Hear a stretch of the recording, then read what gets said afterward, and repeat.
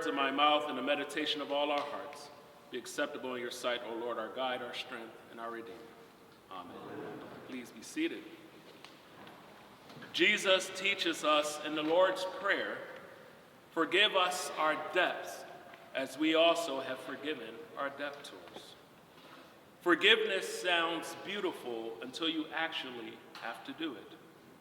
I've been practicing forgiveness quite often when a 3-year-old who doesn't sleep at night will come into the room early in the morning and say, "Daddy, how did you sleep?"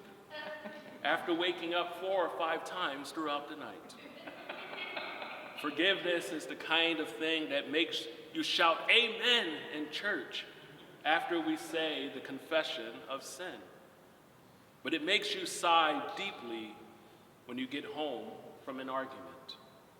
Forgiveness is easy to celebrate, easy to preach about, but often so hard to practice. And yet Jesus places forgiveness right at the center of our daily prayer. Today, we don't have a saint assigned to our calendar, but yesterday the church remembered Richard Baxter, a pastor, a theologian, and one of the most influential spiritual writers in our Anglican tradition. Richard Baxter was born in 1615 and lived through civil wars, political upheaval, and deep divisions in the church, a time when Christians could not even agree on what it meant to be a Christian. Sounds familiar? He served in the town of Kidderminster, where he became known for walking from home to home, visiting families, listening to their struggles, and guiding them into a life of faith that was practical, grounded, and transformative. The community changed so much under his ministry that it became a model for pastoral care across England. Richard believed that the Christian life is not something we admire from a distance. It is something we practice daily, intentionally, and courageously. Though he was a moderate, a peacemaker, and committed to holding the church together, he was persecuted for his convictions and even spent time in prison. And yet, he kept writing 140 books teaching that faith is meant to shape our living, heal the wounded places within us, and equip us to love our neighbors. In his humility, Richard called himself a mere Christian, a phrase that would later echo in the writings of C.S. Lewis.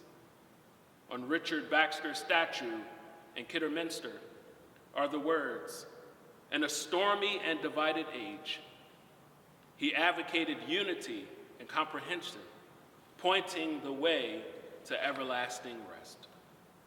Richard lived in a divided world, yet he wrote again and again, "In all things charity, in all things love," even when it was difficult, even when forgiveness felt impossible.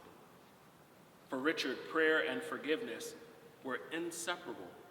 Prayer softens the heart, forgiveness frees the heart, and together they heal the heart.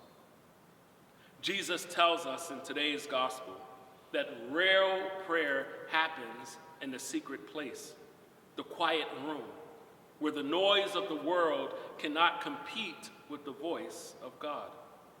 And in that quiet place, God does holy surgery on the soul. God heals what is broken within us, strengthens what is weary within us, and teaches us to forgive what feels unforgivable.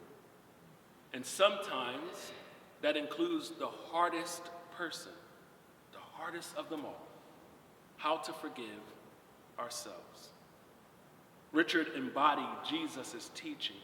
Authentic prayer produces a transformed heart, and a transformed heart becomes an instrument of reconciliation, compassion, and peace.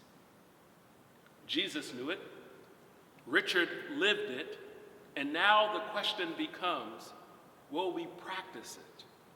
Here we stand in a season of Advent, a new year in the church, a season of hope, expectation, and holy preparation. Advent is God's gentle way of saying, start again. Let go of what has been and make room for what can be. It is a season where Christ longs to enter not only into our world, but the locked spaces of our hearts. But let's be honest, the holiday season is not always gentle. Family gatherings can reopen old wounds. Old grudges slip in like unwanted Christmas cards. Memories of who hurt us, disappointed us, ignored us, misunderstood us, they all seem to show up right when we start to sing joy to the world. Yet Jesus tells us plainly, if you forgive others, your heavenly Creator will forgive you. Forgiveness is not meant to burden us. It is meant to free us. Forgiveness does not say, it didn't matter. Forgiveness says, it will not control me anymore. Forgiveness is not forgetting what happened. It is refusing to let what happened define the rest of your life. So this Advent, what if God is inviting each and every one of you to release the depths you have been carrying for so long? To let Christ light a candle in the rooms of your heart where resentment still lingers. To begin the new year not with unfinished business, but with an unburdened soul. Yes, forgiveness may not be quick, and it may not be easy, but my friends, it is always holy. Because the world changes when the heart changes first. I'll say that again. The world changes when the heart changes first. Now I invite you in a moment of sacred silence to reflect on this question. During this season of Advent, what is one place in your life, one relationship, one memory, one wound, one piece of yourself where God is inviting you to take the next step toward forgiveness?